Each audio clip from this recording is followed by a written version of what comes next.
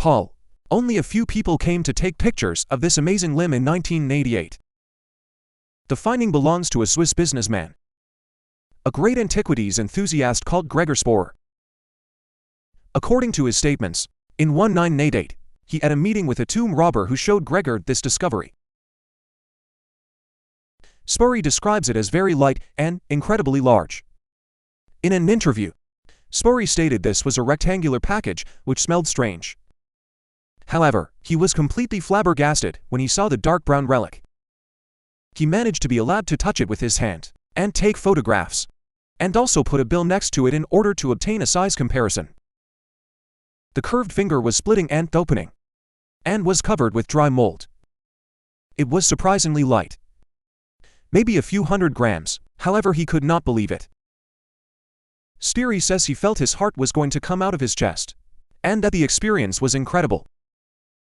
He assures that, taking into consideration the proportion of the finger, in regards to the size of a body, the humanoid that possessed it should have measured about 5 meters long. Unfortunately, Gregor couldn't buy the finger, although he could see the certificate of authenticity and the X-ray image. Its whereabouts is unknown. To date, the man who exhibited it disappeared. On the other hand, Sporer tried to find the seller 10 years later, but he failed too. However, it's still unknown if this finding was a proof of the existence of giants or simply just a clever deception. No, for bird preserved in amber. During the Middle Cretaceous, about 99 million years ago, a small bird just hatched from the shell was caught in the resin of a pine, like a cypress or araucaria, and its body was preserved in a piece of amber. It was discovered a few years ago in northern Burma, inside a mining well. The specimen called Boulogne is the most complete, enclosed amber bird that has been discovered to date. The newborn bird is small.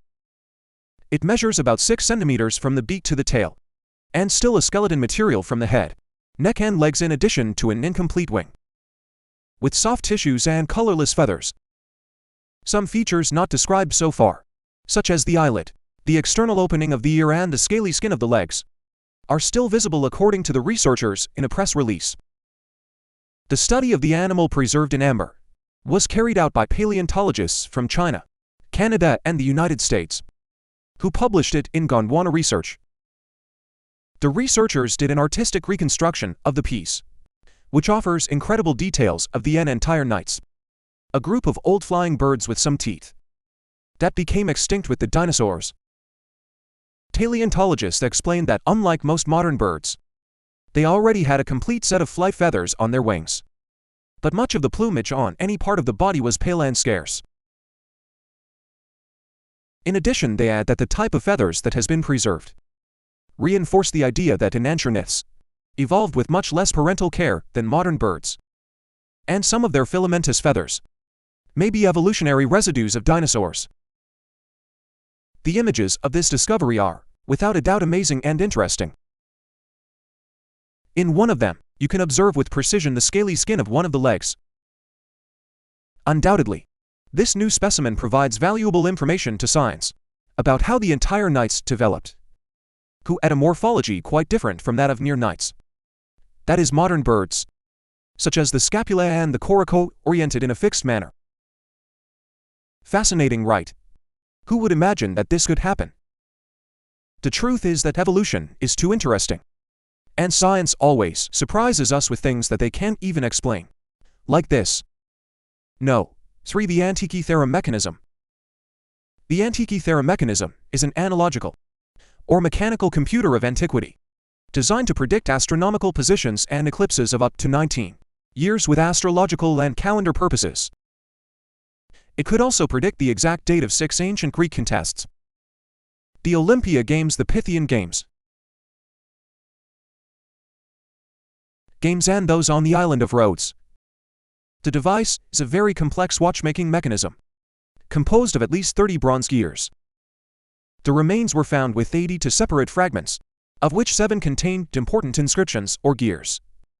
The largest one measures approximately 140 millimeters in diameter, and originally had 223 teeth. In other words, The Antikythera mechanism seems to have advanced functions. And whoever lived in that time most likely couldn't have understood the importance of using this navigation tool, since the enormous number of functions and adjustments that this machine has are extremely advanced for the date. The artifact was recovered between 19 and 1901 from an ancient shipwreck near the Greek island of Antikythera. Allegedly, it was built by Greek scientists and dates from between 150 BC and 100 BC. Or according to a recent investigation, the year 200 BC, after the knowledge about this technology was lost. At some time in the past, technological artifacts that came near the complexity and skill of construction of this instrument didn't come around again until the development of astronomical clocks began in Europe, back in the 14th century, in addition. According to a documentary on History Channel, it's almost a fact that this artifact was created by Archimedes.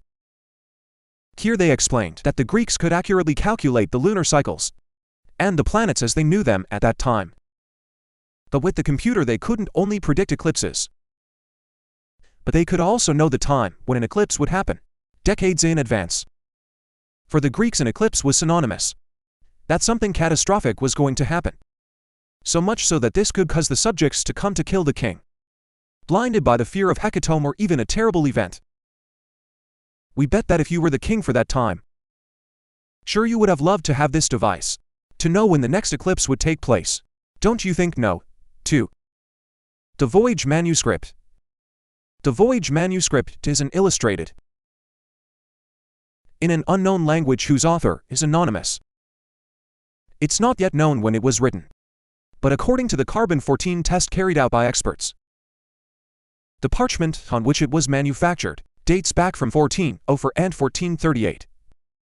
The name of the manuscript is due to the Lithuanian specialist in ancient books, Wilfrid Woywicz, who acquired it in 1912. It's currently listed as item IS 408 in the Bonetti Library of Rare Books and Manuscripts at Yale University. This has been the subject of intense studies by numerous professional and amateur cryptographers, including important American and British specialists in deciphering during World War II. Until February 2, 2014, nobody had managed to decipher a single word. This succession of failures made the manuscript into the holy grail of historical cryptography.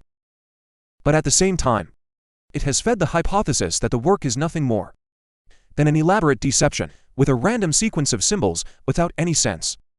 However, it complies with Zipf's law, which states that in all languages, there's a word that appears very frequently. This suggests that it's not only a text written in a specific language, but also that language is based on a natural language. Not like artificial languages that don't comply with this rule, like those on TV shows like Klingon on Star Trek. It's impossible for the author of the Voyage manuscript to know this law, and therefore to apply it to a language invented by him, because it was enunciated several centuries after he made this manuscript. In 2009, research from the University of Arizona in the United States demonstrated through the carbon-14 test, and with 95% reliability, that the scroll of the manuscript could be dated between 1404 and 1438. On the other hand, the Macron Research Institute of Chicago showed the ink was applied not much later, confirming the authenticity of the document that belongs to the medieval era. There are few clues on the place where it could have been written in. One of its illustrations appears a walled city, and the fortifications drawn provide an orientation. Its shape is that of the battlements called swallowtail, an aesthetic style that belongs to the Renaissance period, which later became popular throughout Europe. At the time the manuscript was supposed to be made, according to the latest studies at the University of Arizona, it could only be found in northern Italy. No, one Sungai Beta near Merbok Kedah in Malaysia. A team of archaeologists and students found among plantations the fossils of one of the oldest civilizations of Southeast Asia. It's the Katuo, which dates from 535 BC. This kingdom was of great importance for this culture, because it was a significant exporter of iron. It had mines, a kind of foundry, a port, and administrative buildings to support the industry. Experts say that what was left to be found are the remains of a palace and the cemetery where people were buried. Since 2009, Researchers have been working on the place to find these remains and reconstruct the rise and fall of this ancient, advanced civilization in Quetta. In the year 535, Quetta Toa was already exporting iron. This means their social status was very high. The scientists called them Quettachuo because they're still not sure what kind of kingdom there was during that period. But this civilization is related to the iron industry, since these words mean iron in different languages. Besides being an ancient civilization, it was advanced in matter of geologists since it detected, extracted and melted iron. This matter to be melted needs to be at 16 degrees Celsius. And those of Quettachuo already had technology to achieve it. The researchers had no idea of the importance of this place when they found it. But archaeologists said that, in the history of Malaysia, this civilization has never been mentioned. Nor there's a history of an ancient iron industry. It's known that there are populations, but not one as advanced as this one. The discovery of 12 docks, to form an important port in front of Sundai Beta, was a sign that it wasn't just a small foundry, but the opposite. This finding was the evidence of a flourishing civilization that exported iron throughout the world. After this excavation, it's still believed that there were still more findings like this. Awesome, don't you think? In addition, apparently, this civilization extended by more than 1,000 square kilometers, which means that there are still more discoveries and secrets science can't explain and that will soon reveal to you.